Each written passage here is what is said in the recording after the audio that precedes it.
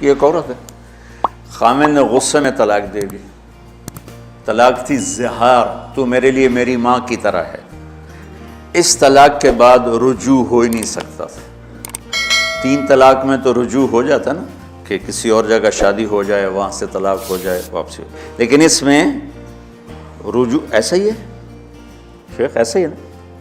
اس میں دوبارہ اگر اس کی شادی ہو جائے اور پھر وہاں سے وہ فارغ ہو کر اس سے شادی نہیں ہو سکتی. یہ اس زمانے کا رواج تھا.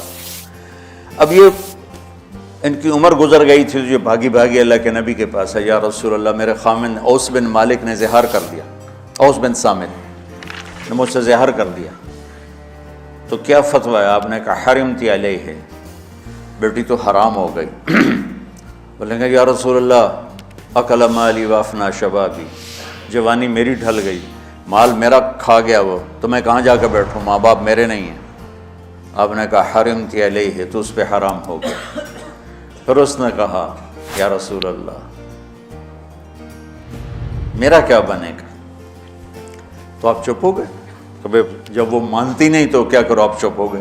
حضرت عائشہ رضی اللہ تعالیٰ آپ کو کنگھی کر رہی تھی. جب اس نے دیکھا اللہ کے نبی نے جواب دینا چھوڑ دیا ہے، کہ چلے ٹھیک ہے میں اپنے رب سے بات کرتی ہوں. اس نے وہیں بیٹھے بیٹھے ہاتھ اٹھایا، اے اللہ ان لی منہ صبیۃ صغار، اے میرے رب میرے چھوٹے چھوٹے بچے، ان ضممتہم الی فجعوا وان ضممتم الیہ فضاعوا، میرے رب میرے چھوٹے چھوٹے بچے، عمر میری ڈھل گئی، میری دوسری شادی نہیں ہو سکتی. ان بچوں کو میں اپنے پاس رکھوں تو ان کو روٹی کہاں سے کھلاؤں؟ یہ بھوکے مریں گے.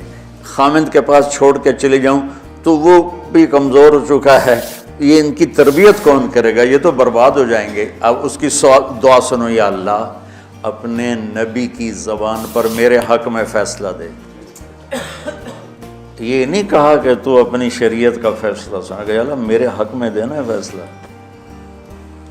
اور اللہ تعالیٰ کا قرآن آ گیا، ہاں خولا ہم نے اپنے رحمت کے طفیل تیرے حق میں فیصلہ دے دیا.